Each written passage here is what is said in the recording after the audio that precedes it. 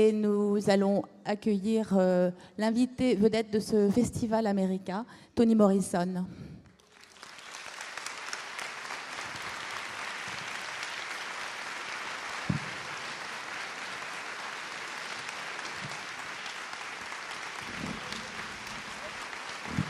Vous n'avez pas de verre, donc c'est pas grave.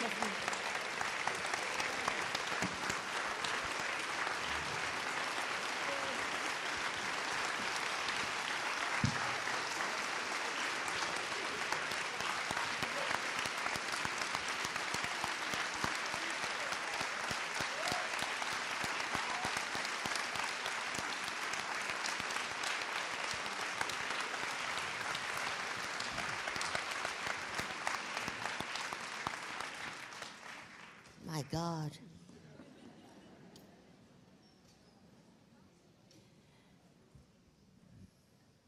You want to say some word or I start? You start. Donc, je ne vais peut-être pas vous présenter très longuement Toni Morrison parce que l'accueil que vous lui réservez nous montre que vous connaissez cet écrivain, son œuvre et l'importance de son œuvre. Toni Morrison, dont je vous le disais, est l'invité vedette de ce festival.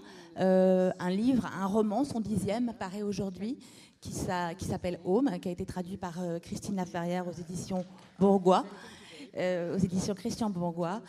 Et je sais qu'effectivement, à la fois la presse, les libraires et le public font en ce moment un accueil plus que chaleureux à ce roman, dont nous allons parler ensemble, enfin, dont Toni Morrison surtout va vous parler, et qui, à travers quoi on abordera, je pense, plus largement son œuvre et sa démarche d'écrivain, puisque ce roman s'inscrit très naturellement dans l'œuvre de Toni Morrison, tout en ayant sa singularité. Et je remercie d'ores et déjà Dominique Chevalier, qui va assurer l'interprétariat de cette rencontre. C'est pour vous, Dominique. Donc, merci encore d'être là, vraiment, Toni Morrison. Et je soulignais l'accueil fait à ce livre, à ce roman, qui est donc votre 10e roman depuis la quarantaine d'années que vous écrivez. Peut-être pour commencer sur ce livre, j'avais envie de vous demander quelle était de ce livre, ce roman, la toute première idée que vous ayez eue. Est-ce que c'est ce personnage de Franck Monet, dont on va parler au cours de la conversation, qui est arrivé en premier, sa voix, son histoire? Est-ce que c'est cette époque, les années 50, dont vous vouliez parler? Est-ce que c'est un thème que vous vouliez explorer? Thank you. The beginning for me was the question about what was really true about that decade, the era of the 50s, that for me were happy times. I was in the 50s a young girl going to college and very self-engaged and proud and vain and smart and sort of fundamentally ignorant, but I was so good at school and at reading and at understanding. So for the 50s, for me, were pretty much what I think they have become as a steady story with Americans. But then later, in my late 30s and 40s, I began to realize that it was not like that at all.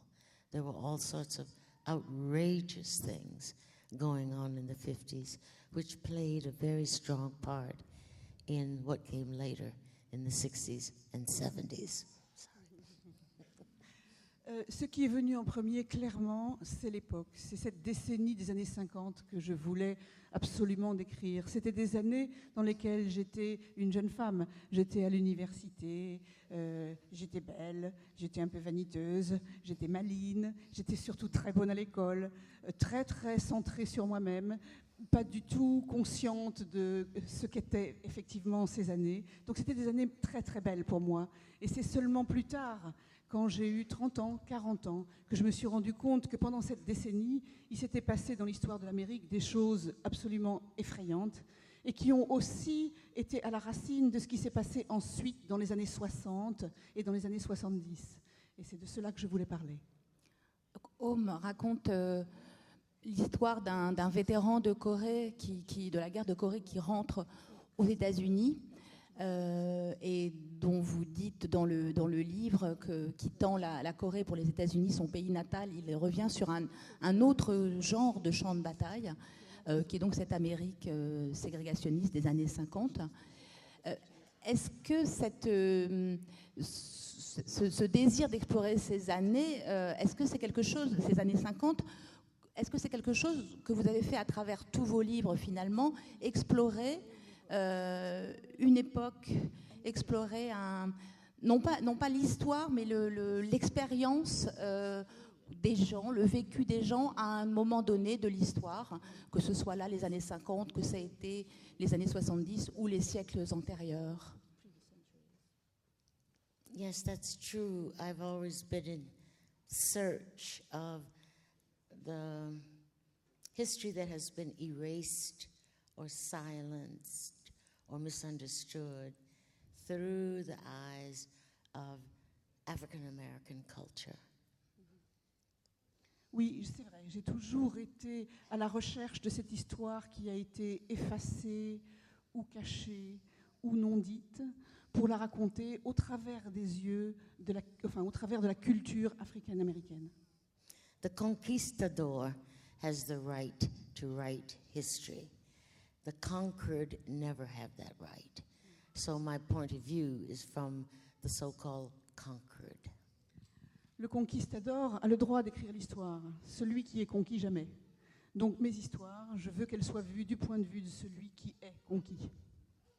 Et vous tenez également à ce qu'elles soient non pas seulement vues par le lecteur, mais, dites-vous souvent dans des entretiens, ressenties véritablement, en fait. Qu'il ne s'agit pas uniquement de montrer, mais de faire sentir les choses. Yeah, the point is to not be didactic or to lecture or to instruct. The point is revelation and a kind of journey toward knowledge, even wisdom. But in order to do that, I have to seduce the reader, make the reader welcome in the text, even though much of what I have to reveal may be awful or painful, but I have to have the skill to make you want to go there. Oui, l'idée n'est absolument pas d'être didactique, de donner des instructions ou de faire de l'éducation.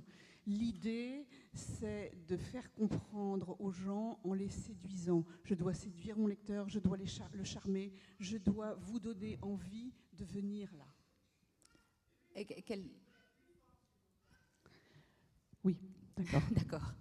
Et quelles sont en fait les armes dont vous disposez, les armes de séduction, comment les définiriez-vous? Brilliance.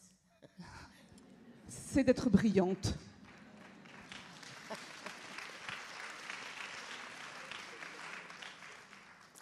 Seriously, line by line, word by word, over and over, working it over and over, until it's something I would like to read.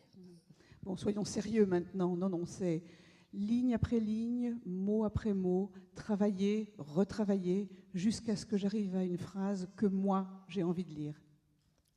Est-ce que ça passe aussi par une attention très forte, peut-être même plus que ça, portée aux personnages, en fait? C'est vrai que les personnages que vous mettez en scène, on a le sentiment que vous liez à eux, que vous les considérez presque comme, ou peut-être même comme de vraies personnes. They become alive for me. They talk. I know writers have all sorts of, I don't know, magical, mystical things they say that help them. For me, it's like talking to ghosts who have a lot to say, and I listen.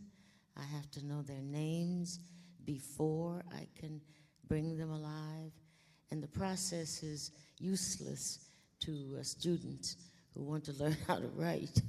But each writer, each artist creates his own magic for the entrance into the subject or the character.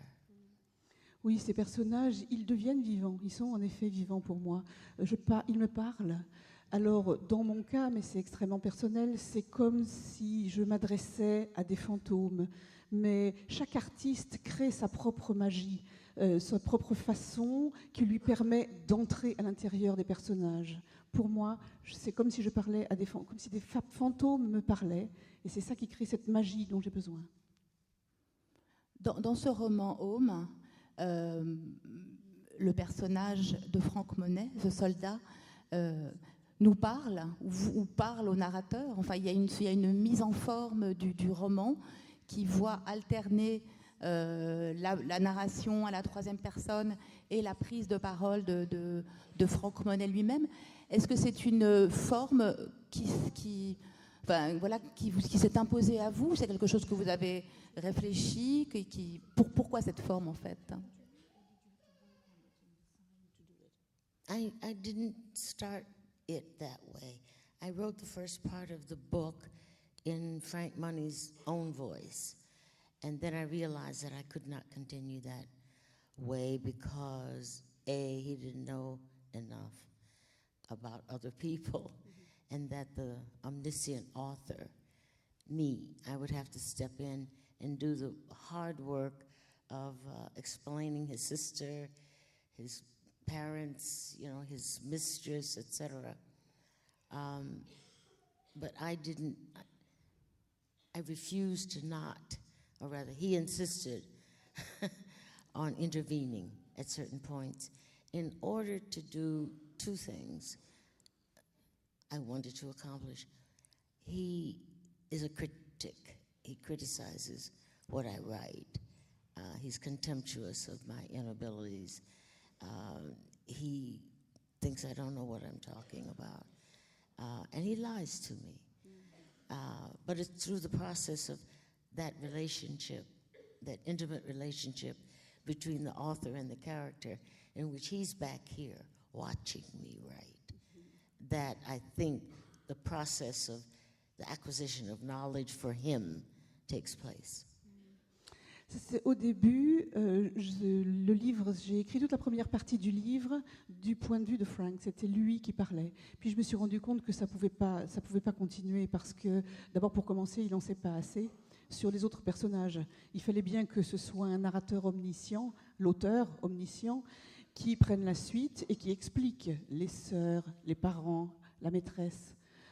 Mais Franck ne s'est pas laissé faire. Il s'est imposé à moi. Il a continué à intervenir dans cette histoire. C'était nécessaire qu'il m'apostrophe.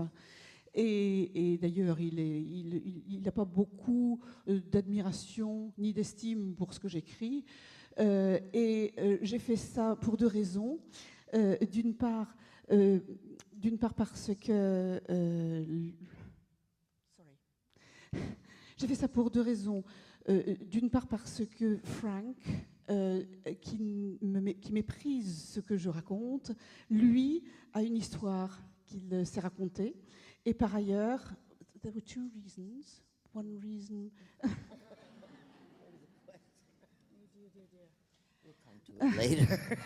Ça va me revenir, je suis absolument désolée. Il me ment, voilà. Non seulement It's come back. Non seulement il me méprise et il me le fait savoir, mais en plus il me ment. Mais c'était nécessaire à la narration, bien sûr.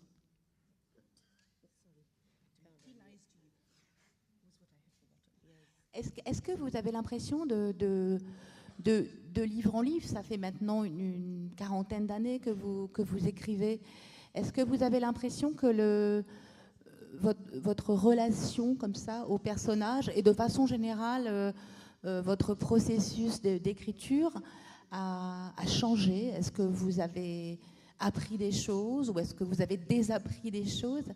Ou est-ce que les choses ont changé en 40 ans et de quelle façon? I learned from the very first book where I made a big mistake, not to have empathy for characters whom in life I wouldn't want to have lunch with, for characters who are not just mean but hostile and, you know, uninspiring, as well as those who I thought were charming. But I'm not interested in good and bad characters. I'm interested in the interior lives of the characters, and to not judge, just do them justice is all I really want to do with the characters. Oui, j'ai appris dès mon premier livre, sur lequel j'ai fait une grosse bêtise, à avoir autant d'empathie pour les personnages très déplaisants, hostiles, qu'avec ceux qui sont absolument charmants. Ce n'est pas une question de jugement, ça ne m'intéresse pas le bien et le mal. Mais ce qui m'intéresse, c'est de rendre justice à un personnage, c'est de comprendre de l'intérieur comment il fonctionne, qu'il soit un personnage hostile ou pas. Et c'est quelque chose que vous avez appris en écrivant vous-même, ou est-ce que vous avez aussi appris en lisant, je dirais, en lisant à la lecture d'autres livres? Est-ce qu'il y a eu des lectures importantes pour vous, voire décisives, qui vous ont appris des choses dans votre métier d'écrivain? I did learn from other writers, not that about empathy for villains or indifferent people. What I learned was certain strategies, certain feeling for the language, whether it was standard English or colloquial English. And I write a lot in the vernacular, but blending those levels of English, of that language, was something I saw a little bit of in William Faulkner, and that was impressive.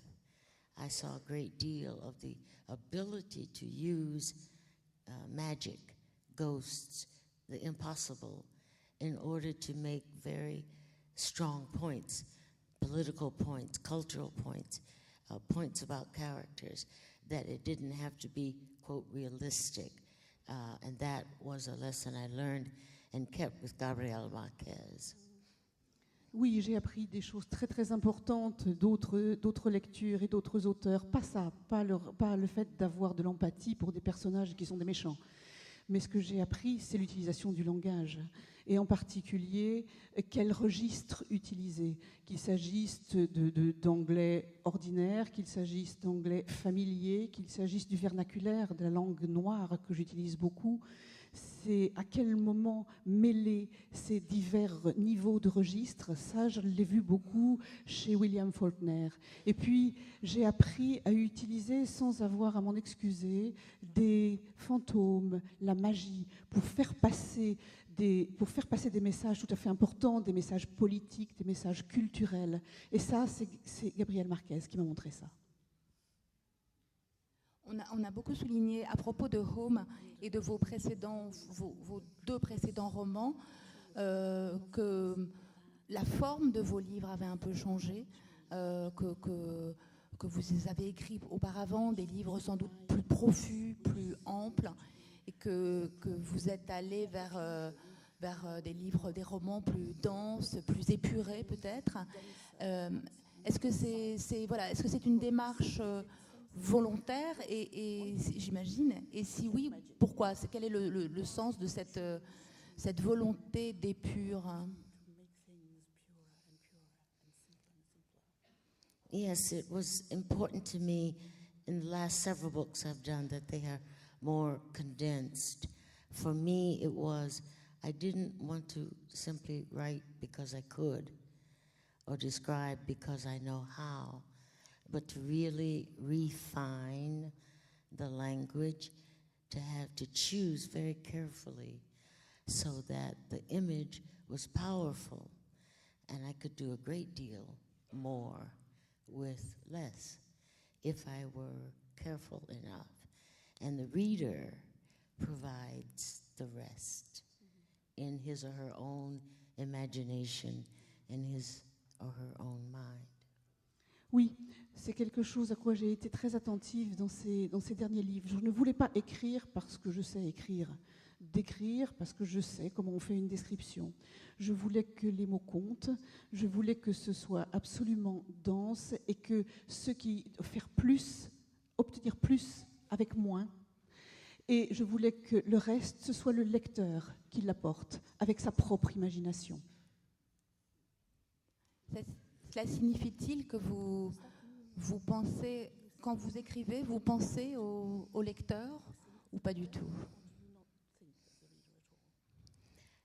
I think exclusively of the reader, because I am the reader. So I think of me first. Do I want to read this or not? So the reader and I are in a partnership. In the African American community, it's called call and response. Call and response. So that the audience or the congregation in the church is always part of the ceremony, creating the ceremony. Je pense exclusivement au lecteur, d'abord pour commencer parce que le premier lecteur c'est moi. Donc je pense à moi, mais je pense aussi toujours que le lecteur est un partenaire. Nous travaillons en partenariat. Et dans les communautés africaines-américaines, on appelle ça call response, l'appel et la réponse. Comme on le voit par exemple dans les églises où les congrégations sont toujours partie prenante de ce qui se passe. Il y a un appel et il y a toujours une réponse participative. Vous racontez volontiers que dans le processus d'écriture, cette lecture que vous faites vous-même de votre propre texte est fondamentale et participe complètement du processus d'élaboration du roman. Vous pouvez nous expliquer un peu qu'est-ce qui passe par qu'est-ce que vous comprenez de ce que vous avez écrit à travers cette lecture? No. No? Well, you know, I have an image, say in home, I wanted to say what this young boy, Frank, understood about being a man. So the horses, where he would steal off to view them, became the metaphor for that. And he found them beautiful, brutal, and they stood like men. And that vision informed his way of being a man. But, you want to wait? Go on. Okay. Alors oui, dans ce livre, ce que je voulais, c'était que ce jeune homme, Frank, comprenne finalement quel était le processus par lequel on devient un homme. Et c'est pourquoi ces chevaux du début, ces chevaux qu'il se cache pour aller voir en douce, sont les révélateurs de trois choses. D'abord de la beauté, de la brutalité, et puis il se tenait debout comme des hommes. Il comprend ce que c'est qu'être un homme au travers de ses chevaux. But I don't know anything about horses, so I don't know how they fight, and if they fight, and what for. And so I had to get a film. Actually, it was a French film. I don't remember the name of it, of a boy and a white horse. Anyway, I saw films of horses fighting, and what they were fighting for mostly was for control of the mares. So I saw them stand, bite, kick, bloody one another, and then recognize defeat, and the winner went off with the women. Mais seulement le problème, c'est que je connaissais absolument rien aux chevaux. Donc j'ai été obligée de voir des films. D'ailleurs, j'ai vu un film français dont je ne me souviens pas du nom. C'est une histoire d'un enfant avec un cheval blanc. Enfin bon, j'ai vu plusieurs films. J'ai vu comment il se battait. J'ai vu pourquoi il se battait.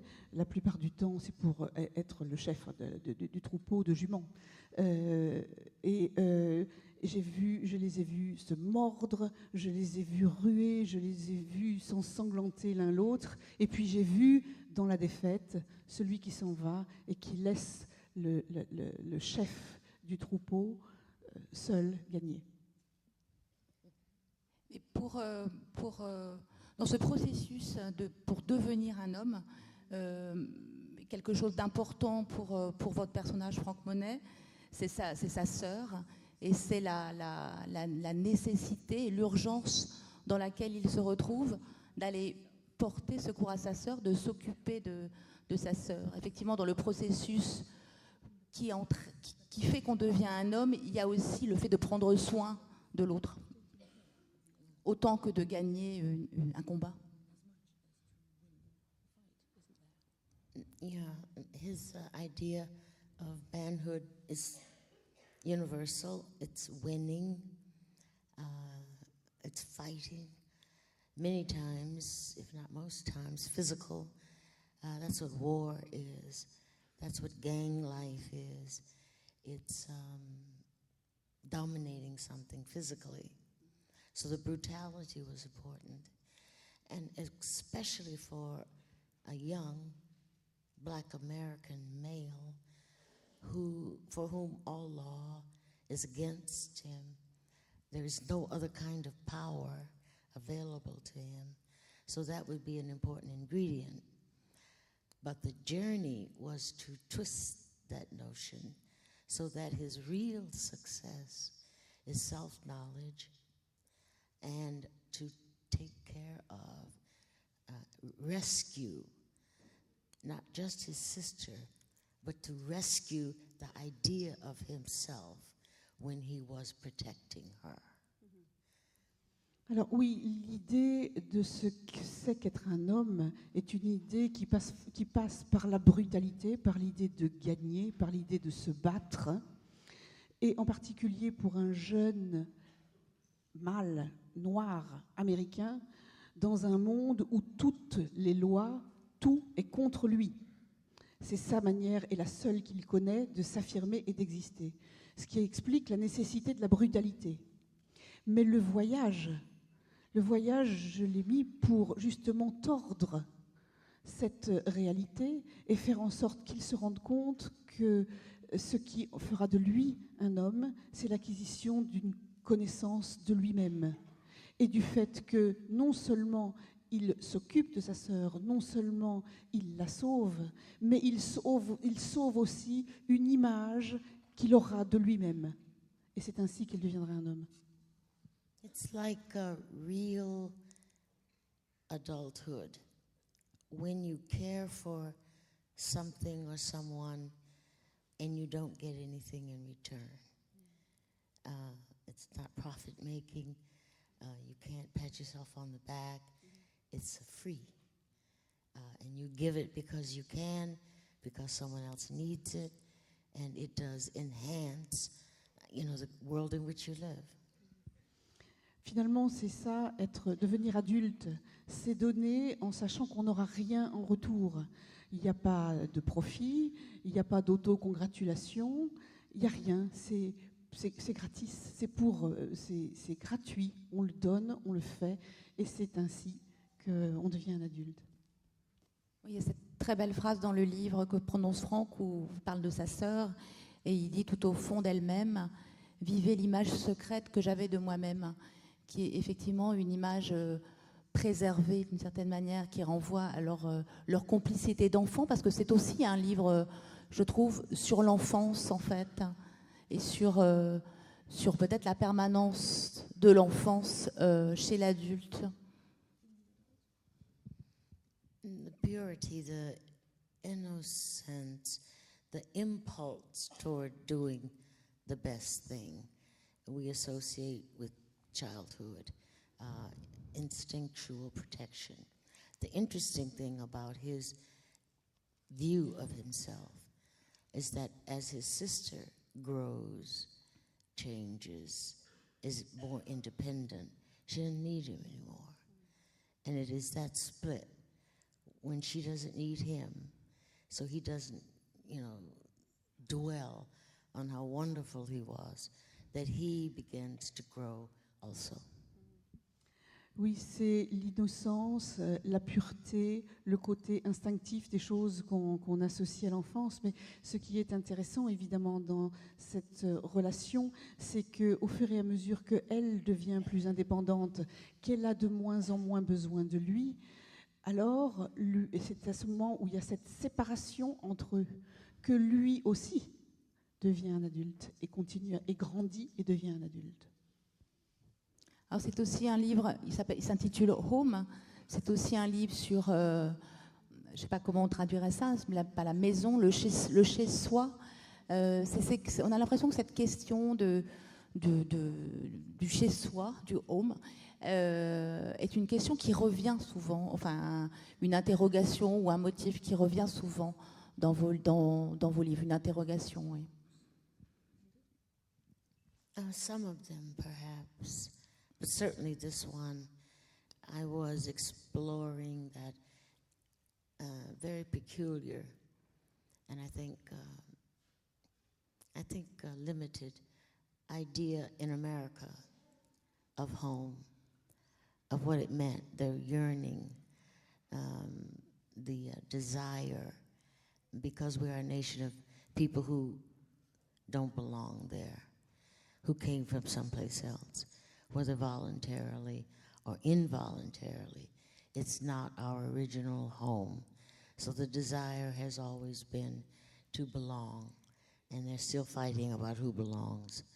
But it's not the same thing as a house or a room or a thing. It's where you really and truly belong because you are safe. Nobody's out to get you. People, even if they don't like you, will take care of you. And it is your stability as well as your accountability to the community. Oui, ce qu'il y a, c'est que le problème de home pour un Américain, c'est effectivement pas, ça peut pas être une maison, ça peut pas être une pièce. Fondamentalement, les Américains viennent tous d'ailleurs. Et donc, il y a toujours ce désir lancinant d'être chez soi, de faire partie d'un groupe, d'être dans une communauté. Et c'est plus un état d'esprit, c'est plus une façon d'être stable, d'être dans un lieu rassurant, entouré de gens qui vous montrent de la solidarité, que l'on va trouver ce qu'on appellera home. Think of all the phrases you know of songs in movies. Sweet Home, Alabama. Home on the range. My old Kentucky, home. I mean, there's home, breathing, yearning, in practically everything that has surfaced in America. C'est vrai, si on pense à tous ces titres de films ou de chansons où il y a home dedans, à commencer par Sweet Home Alabama, Home on the Range, etc.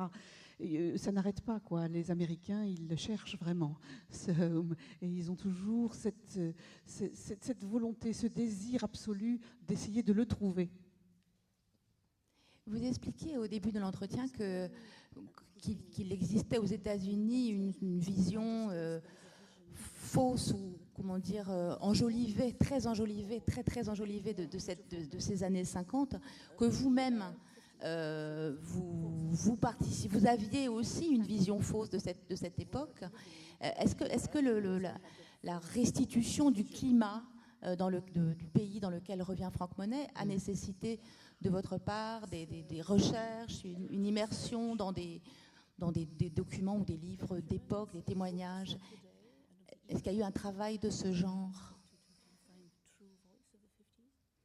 I did. I thought I knew intimately the 50s because that was me in my 19 years old, 18 years old, 20 years old, the height of my powers. And so I ignored everything that wasn't me and my future. And it was only, a couple of decades later, in my 40s, that I began to think very seriously about what was true about that age, because already it had become golden in the narrative that Americans told ourselves, that we told ourselves. So I was digging deeply for what was already there, but erased, like the Korean War, which we never speak of, and didn't at the time call it a war, called it police action, and a lot of other things, McCarthyism, violence against black men, and something that was new to me, although I had heard rumors, which was medical experimentation on helpless people, like black people, prisoners, veterans even, where the medical industry would let the disease just travel in order to see what it would be like if it went untreated. Alors, oui, effectivement, je m'imaginais que je savais tout, mais intimement des années 50, puisque c'était les années où j'avais 18 ans, 19 ans, 20 ans. Et en fait, évidemment, je ne faisais attention, je ne prêtais attention absolument à rien qu'à moi-même. Donc c'est plus tard, mais bien plus tard, c'est 2 décennies plus tard, autour de mes 40 ans, que j'ai essayé de chercher très profondément ce qu'il y avait dans ces années 50, dont la mémoire était en train de complètement s'effacer aussi, puisque autour de moi, enfin pas que moi, mais tout le monde recréait déjà un âge d'or de ces années 50, en cachant les côtés abominables, à commencer par la guerre de Corée, qu'à l'époque on n'appelait même pas guerre, on appelait ça action de police. Sans parler de choses affreuses comme évidemment la ségrégation, le macartisme par exemple, et puis ce que j'ai appris plus tard, les expérimentations médicales sur les gens qui ne pouvaient pas s'en défendre, les Noirs, les prisonniers, et pendant ces années-là, on a laissé des maladies se développer parce qu'on voulait scientifiquement observer ce que cela donnait quand on ne les traitait pas. I had to do a lot of research about tiny things, facts. Where were the railroads? Where blacks would have to sit? What was open? I made great use of the Green Book, which is a book designed for what he says, I think, colored travelers, assuming you have a car. Where you can sleep, where you will be welcome, what shops will do your hair, where you can, feel comfortable all throughout the country in order to make the trip comfortable and livable. So that kind of examination and research of all sorts of things. I remember being very happy to have Frank Money think of his relationship with Lily, his girlfriend, his mistress, as taking Milltown. You may not know what that is, but it was a very early American drug to keep you from feeling sad, antidepressant. And my editor said that, no, that was not in 1953. That didn't arrive until, 1955. I was so depressed because I liked that word, Milltown. So I had to use aspirin, which is not so hot, right? So I apologize, but it wasn't there. The research proved it. J'ai été obligée de faire de très nombreuses recherches sur des tas de petits faits tout petits, par exemple, qui concernaient les Noirs, par exemple, où se trouvaient, où étaient les trains, par où passaient les trains, où les Noirs avaient le droit de s'asseoir, où ils pouvaient voyager. J'ai beaucoup utilisé le guide Green dont je parle dans le livre, qui était effectivement une espèce de guide de voyage pour les gens de couleur, qui expliquait quels étaient les lieux où on pouvait se rendre en toute sécurité, où on pouvait dormir, où on pouvait manger, où on trouverait de l'aide, où on trouverait une rencontre solidaire, où on pourrait faire pipi et où on pourrait se sentir en sécurité, puisqu'il fallait que je puisse le faire voyager tout au travers de l'Amérique. Et j'ai donc ainsi été rechercher tout un tas de petits faits Et, par exemple, je voulais faire en sorte que Lily et Frank puissent prendre cette drogue militaire, parce que je trouvais que le mot était tellement joli. Et puis, mon éditrice, qui a un œil d'aigle, a regardé et m'a dit non, ça, c'est pas possible. En 1953, elle n'existait pas, cette drogue-là. Elle n'a commencé à exister qu'à partir de 1955. Alors, à regret, j'ai été obligée de me débarrasser de cette jolie drogue et de la remplacer par l'aspirine, qui est beaucoup moins sexy. Et c'est important, cette crédibilité, cette véracité du moindre détail. Ça apporte du crédit au roman en général. Oh, yes, you have to be factual. I learned it much earlier because when I wrote about fantasies, Flying Africans in Song of Solomon or Voices You Don't Know Who They Are in jazz, you have to be absolutely pinpoint precise about the details so that the magic will be acceptable. Oh oui, c'est extrêmement important. Il faut être extrêmement précis dans les détails. Ça, je l'ai appris très tôt dans les chants de Salomon ou dans jazz. Parce que sinon, lorsque l'on veut faire intervenir la magie ou des choses tout à fait fantaisistes, pour que la magie soit acceptable, alors le reste doit être mais extraordinairement précis. Vos romans, vous vous projetez dans le passé à travers vos romans. On a et vos lecteurs avec vous, le XXe siècle jusqu'au XVIIIe siècle. Est-ce que vous pourriez envisager d'écrire un roman sur l'époque pleinement contemporaine? Actually, I am thinking about it, and I find it very hard because I don't really understand now. I can't grab it. It's too fluid, too fast, too much. So I'm struggling with trying to find, I think I have it in some areas. But anyway, not to spoil your life, I am considering now. En ce moment, pour dire la vérité, je suis en train d'y penser, mais c'est extrêmement difficile parce que je ne comprends pas maintenant. Je n'arrive pas à le saisir, c'est trop fluide, ça bouge trop, ça va trop vite, tout est trop. Donc j'ai du mal, mais enfin, je ne veux pas gâcher vos attentes. En tout cas, je suis en train très sérieusement d'y penser. C'est pas exclu. No. Pas exclu. Et donc ces romans qui nécessitent pour vous de vous familiariser avec des époques passées, dans des détails extrêmement précis, est-ce que cette fréquentation des archives et de la documentation, ça participe complètement de votre plaisir d'écrivain, en fait, à écrire des romans? Ou est-ce que l'enjeu est différent, plus intellectuel, plus cérébral? I really am excited by research of that sort.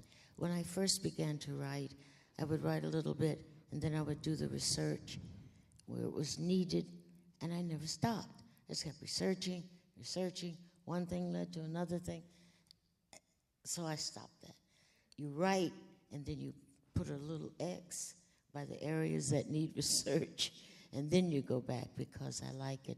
No one is impressed deeply as I am about my effort to draw a map of the northeastern United States in the 17th century with only Native American names. And I had to search far and wide to see what the Native Americans called the Hudson River.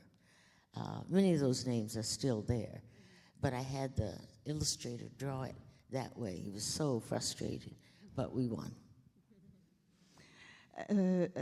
Oui, alors la recherche. Au départ, dans mes premiers livres, j'écrivais, puis à tel moment j'avais besoin de rechercher quelque chose, donc je m'arrêtais, je recherchais, et je faisais encore des recherches. J'adore ça. Je faisais recherche sur recherche, et ça n'en finissait pas. Une chose menait à telle autre chose. J'écrivais plus. C'est pas possible. J'ai donc arrêté de faire comme ça. J'écris, et puis je mets des petites croix aux endroits qui nécessitent qu'il y ait une recherche. Et je fais cette recherche ensuite, et j'ajoute à ce moment-là. Mais j'ai été amenée à faire, par exemple, des recherches très précises pour faire un dessin d'une carte du nord-est des États-Unis à l'époque du XVIIe siècle, avec exclusivement les noms les noms indiens, les noms des Premières Nations, non seulement des tribus qui étaient là, mais évidemment de comment ils nommaient les lieux. Alors j'ai été obligée de chercher, et c'était à la fois très très excitant et très frustrant, le nom indien pour la rivière, pour le fleuve Hudson par exemple. Alors il y a beaucoup de ces noms qui sont encore, qui sont les noms indiens qui sont utilisés, mais d'autres, ça a été extrêmement difficile. Mais on y est arrivé. Et est-ce qu'il y a aussi l'idée que ces romans, tout en étant ancrés dans le passé, nous disent quelque chose du monde d'aujourd'hui? En tout cas, de là d'où vient le monde d'aujourd'hui, et par un effet de miroir, nous parle des temps contemporains. It's the way humans are. If you forget your past as a human being or misunderstand it, it has a huge impact on the way you are and how you live. You can't dismiss it. It is about today. The past is about now, in the same way that our memories and our past actions are about who we are now.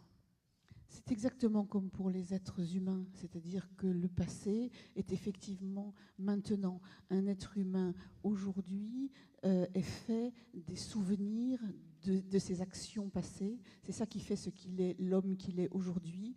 C'est exactement pareil pour notre époque. Le passé est maintenant, explique ce que nous sommes maintenant.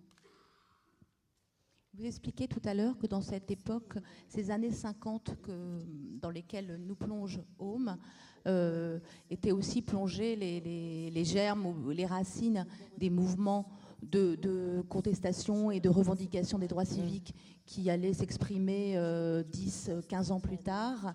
C'est ce que vous avez aussi, c'était aussi l'une des raisons pour lesquelles cette période vous intéressait particulièrement?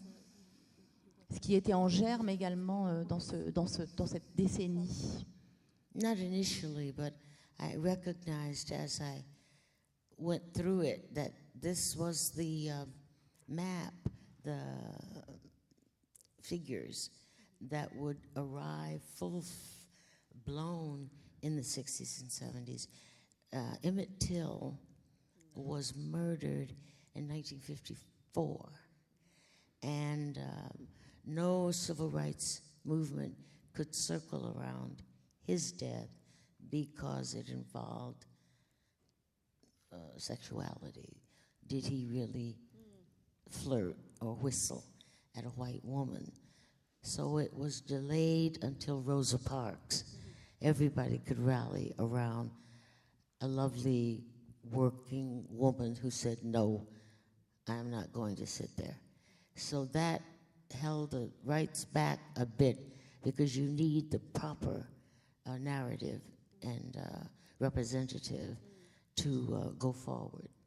But then you see all sorts of things that cropped up later on in the anti-Vietnam movement, in the civil rights movement, which were young people and old people and white people and black people all together.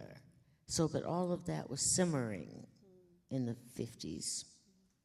Alors, au départ, non, c'était pas particulièrement ça que je cherchais, mais je me suis rendu compte que, évidemment, tout était en effet là. Par exemple, Emmett Till a été assassiné en 1954. C'est un jeune garçon qui a été assassiné parce qu'on a dit qu'il avait sifflé au passage d'une blanche.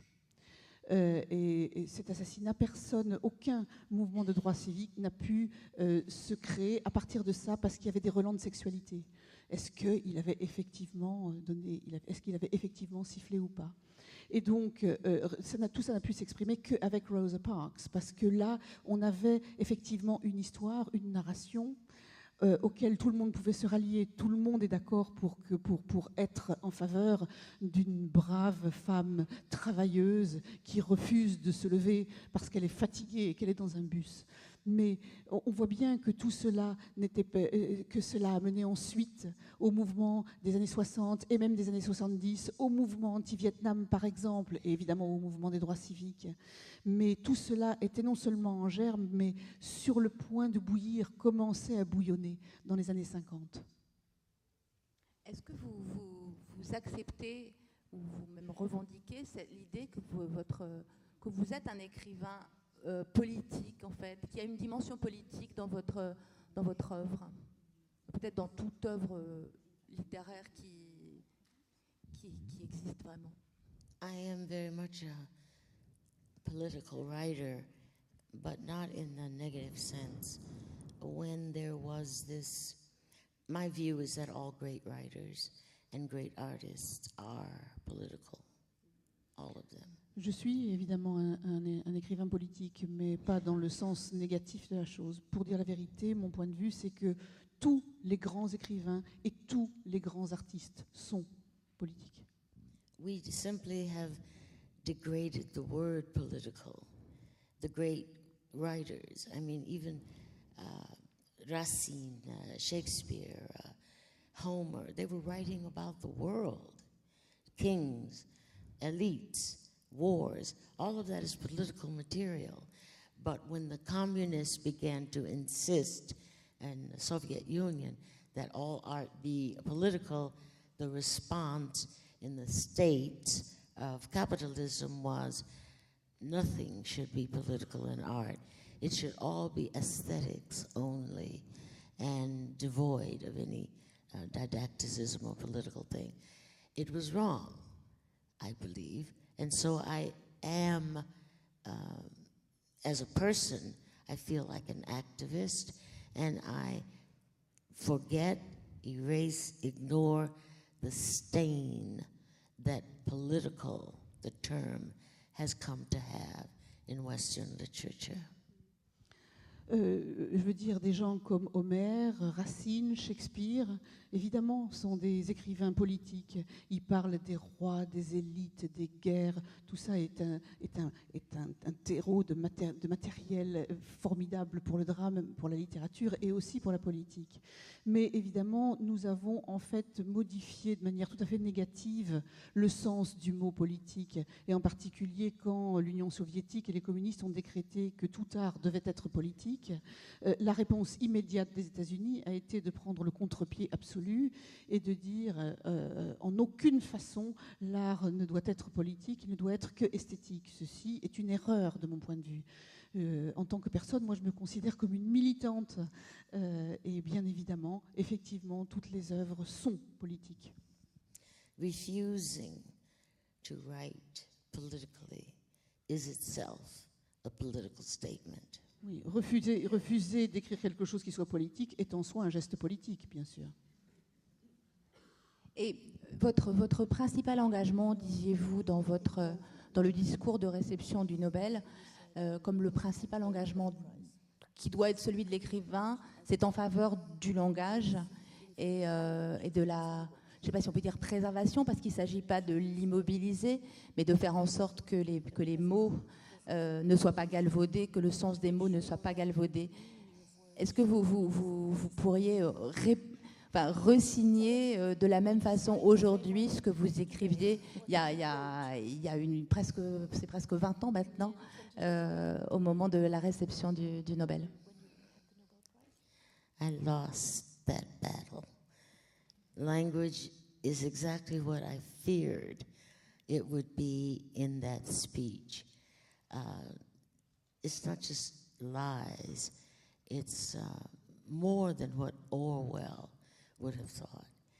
There is no meaning in so much of what is said, in addition to which words have removed words from the English language I don't know if you know the expression, I was like, wow.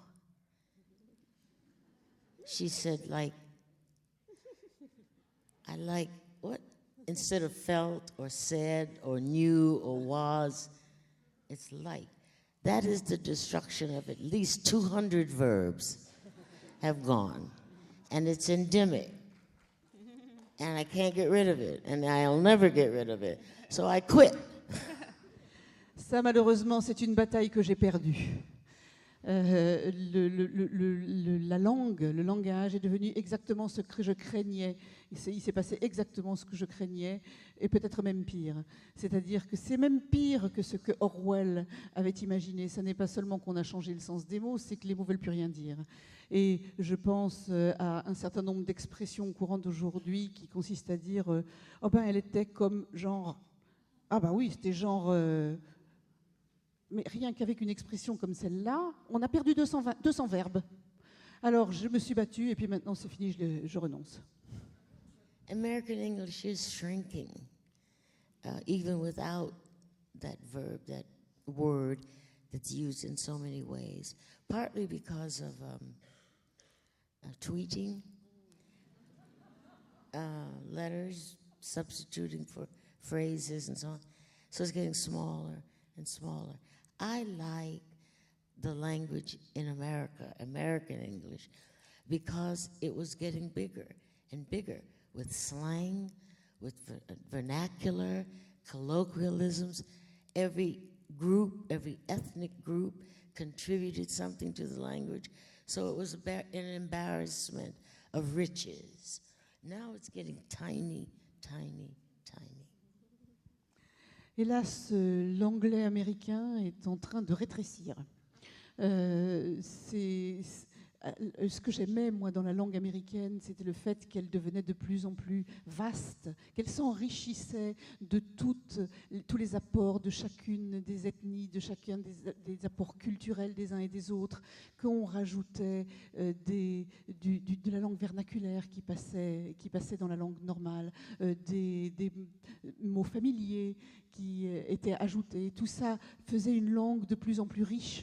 Et maintenant, grâce au tweet en particulier, où on substitue des lettres à des propositions ou des lettres à des phrases entières, c'est au contraire en train de se réduire comme peau de chagrin.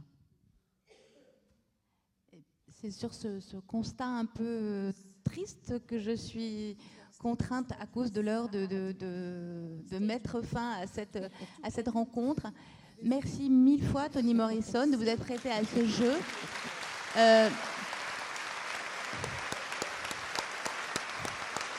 Je précise